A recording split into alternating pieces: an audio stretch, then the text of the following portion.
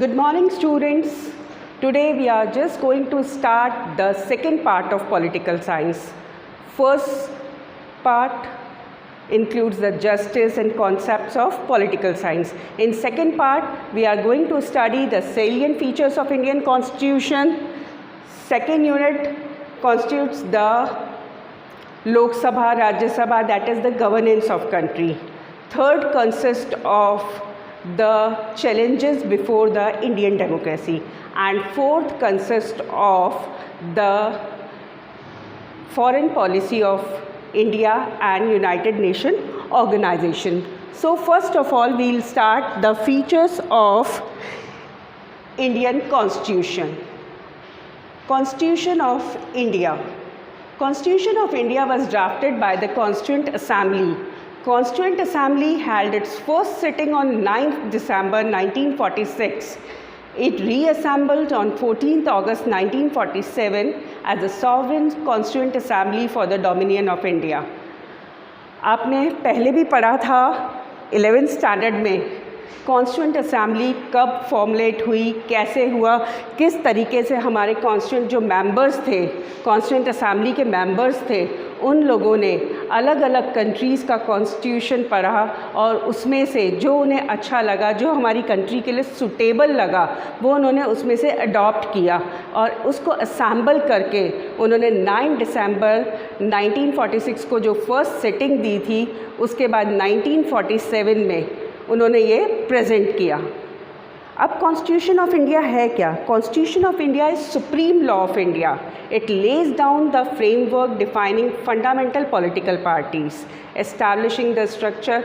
Overall अगर हम देखेंगे कि कॉन्स्टिट्यूशन में है क्या, कॉन्स्टिट्यूशन ऑफ इंडिया में वो सब चीज़ें हैं, वो it's a rule, it's a set of rules and regulations. उसके अंदर वो सब चीज़ें हैं जो हमें माननी है. Being the citizen of India, हमारे being the citizen of India हमारे क्या राइट्स हैं, हमारे क्या ड्यूटीज़ हैं, हमारी गवर्नमेंट के क्या ड्यूटीज़ है, कैसे गवर्नमेंट बनेगी, कैसे गवर्नमेंट फॉर्मुलेट होगी, कैसे फंक्शनिंग करेगी. Everything is embedded in our constitution and we are working according to our constitution. तो here I will just read it out. Past constitution of India is supreme law of India. सबसे बड़ा law है. It lays down the framework defining fundamental political principles, establishing the structure, कैसे structure setup होगा, कैसे उसका procedure चलेगा, क्या क्या उसके पावर्स हैं, लोकसभा के पावर्स क्या हैं, राज्यसभा के पावर्स क्या हैं, प्राइम मिनिस्टर, प्रेसिडेंट हैं, इनके पोस्ट जो डेजिग्नेशंस हैं उनके क्या पावर्स हैं, उनकी क्या ड्यूटीज़ हैं of the government, and spells out the fundamental rights. What are fundamental rights? The rights of the citizens, directive principles and duties of citizens. मतलब हम citizens के क्या rights हैं, इस देश में हमें क्या rights मिलेंगे और क्या हमारी duties हैं जो हमें माननी होंगी, जो हमें करनी होगी. It was passed by the Constituent Assembly on 26 November 1949. It came into effect on 26 January 1950. So as per dates 26 नवंबर 1949 को ये पास हो गया था, लेकिन फॉर्मली ये 26 जनवरी 1950 को हुआ था. अब आप कहेंगे जब 26 नवंबर 1949 को ये पास हो गया था तो 26 जनवरी 1950, इससे हमारी हिस्ट्री रिलेट होती है. पहले जब हमारे देश के लीडर्स ने फ्रीडम डिसाइड हो गया था कि British would quit and India will get freedom, तो they decided 26 January to be our independence day. तो remembering that day they just formulate the date 26 January to commemorate the declaration of independence of 1930. अब what are the salient features? Every constitution you must be knowing about कि constitution में है क्या. It's not easy for us to remember each and everything. तो हमें एक list दी है constitution ने, या उसके फीचर्स बताए हैं कि क्या क्या कॉन्स्टिट्यूशन के फीचर्स हैं. The constitution of every country has certain special features because the historical background, social, economic and political conditions influence the making of the constitution. All these factors have contributed in the making of Constitution of India. किसी भी constitution को जब हम frame करते हैं तो ऐसा नहीं है कि हाँ ब्रिटेन का ये फीचर हमें अच्छा लगा, ये हमें यूएसए का अच्छा लगा या आयरलैंड का अच्छा लगा और हमने ले लिया. हमें हमारे कॉन्स्टिट्यूशन मेकर्स को ये भी देखना पड़ा था कि हमारी जोग्राफिकल कंडीशंस को, हमारी पॉपुलेशन को, हमारी इकोनॉमिक कंडीशंस को देखते हुए क्या सूटेबल होगा, whether the feature work out in country और नॉट. तो as per the suitability of our country our constitution framers have put our constitution. First of all, the main and specific unique feature is written constitution. Written constitution क्या है? हमारा संविधान लिखा हुआ है, लिखित में है. अब आप कहेंगे कि क्या कॉन्स्टिट्यूशन के बारे में हम जब पढ़ते हैं तो उसके फीचर में ये होता है कि either it is written or unwritten. Like British constitution, it is an unwritten draft, while our is written constitution. Each and every rule has been written, has been mentioned in our constitution. The written constitution is the one which you can get in the form of a book and can be read.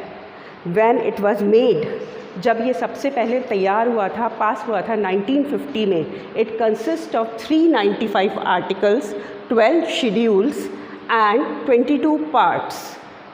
By the time 420 इसके अंदर और amendments हुए और today what is the situation? It is consist of a preamble, 22 parts containing 448 articles, 12 schedules and 5 appendices and 108 amendments to date. Clear?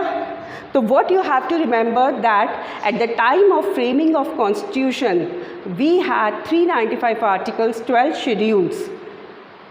And now at present, after so many amendments, we have 448 articles, 12 schedules and 5 appendices. Now, our constitution has been, as I have told you before, our constitution has been drawn from various sources. Because the objective of our Constituent Assembly was not to enact an original constitution, rather to enact a good and workable constitution. मतलब हमारा constituent assembly का जो M था ये नहीं कि एक आदर्श constitution बनाया जाए, उनका ये था कि एक अच्छा कॉन्स्टिट्यूशन बनाया जाए जो हमारी कंट्री के लिए, हमारी कंट्री के वेलफेयर के लिए हेल्पफुल हो. Parliamentary government and rule of law are the influences of the British constitution. अब हमने जो पार्लियामेंट्री गवर्नमेंट का जो कॉन्सेप्ट लिया है और रूल ऑफ लॉ का जो कॉन्सेप्ट लिया है वो हमने ब्रिटिश कॉन्स्टिट्यूशन से लिया है. फंडामेंटल राइट्स हमने कहाँ से लिए हैं? यूएसए से लिए हैं. एंड फंडामेंटल राइट्स के साथ साथ जुडिशरी, ये दो जो कॉन्सेप्ट्स हैं हमने यूएसए कॉन्स्टिट्यूशन से अडॉप्ट किया है. डायरेक्टिव प्रिंसिपल्स हमने आयरलैंड से लिए हैं. So it is clear from this concept कि हमने कौन कौन से कंट्रीज से क्या लिया है. पार्लियामेंट्री गवर्नमेंट हमने ब्रिटिश कॉन्स्टिट्यूशन से ली, रूल ऑफ लॉ हमने ब्रिटिश से लिया, फंडामेंटल राइट्स हमने यूएसए से लिया एंड डायरेक्टिव प्रिंसिपल्स हमने कहाँ से लिया है? आयरलैंड से लिया है. फेडरल सिस्टम जो है इंडिया का वो कैनेडियन कॉन्स्टिट्यूशन से इन्फ्लुएंस्ड है, जो हमारा फेडरल सिस्टम है. What is federal system? I have told you in 11th standard that the powers are divided between the centre and state. Okay, तो that is federal system and that has been adopted by from the Canadian constitution. Method of amendment of constitution and method of election of members of Rajya Sabha have been borrowed from the constitution of South Africa.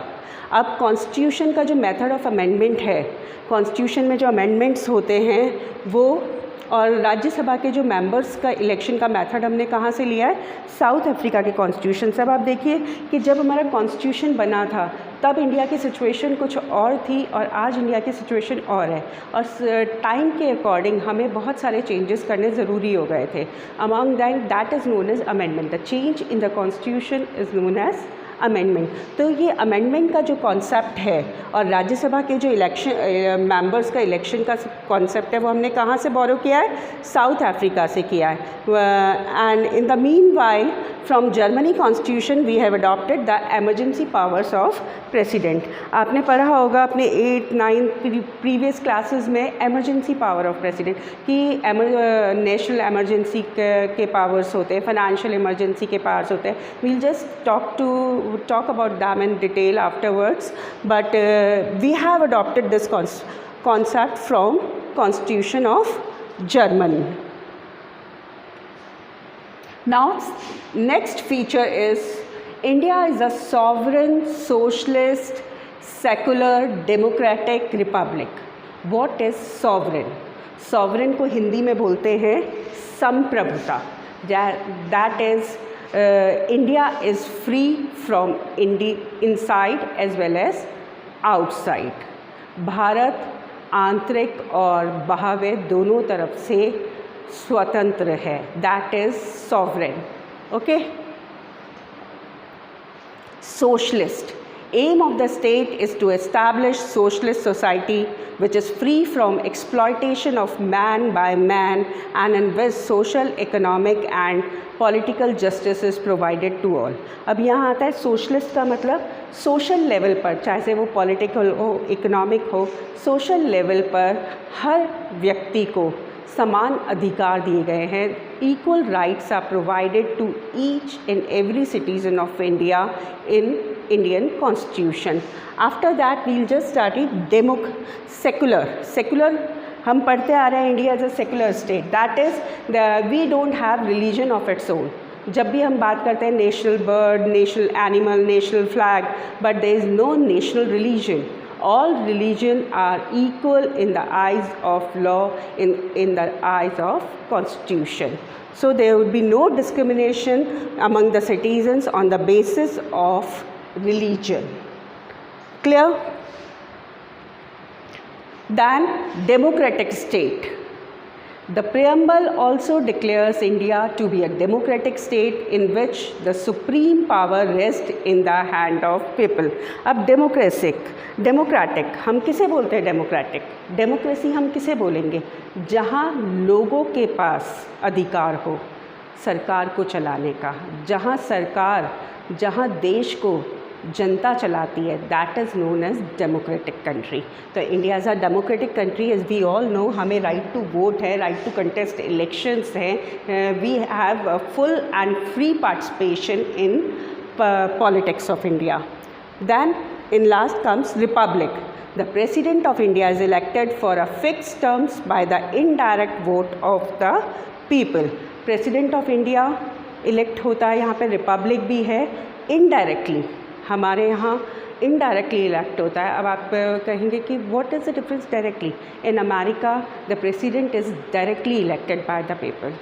But in India, the president is supreme head but is indirectly elected by the people for a fixed term. So we are clear with we have studied about the two features, that is written constitution, and that constitution is a sovereign, socialist, democratic republic. Clear?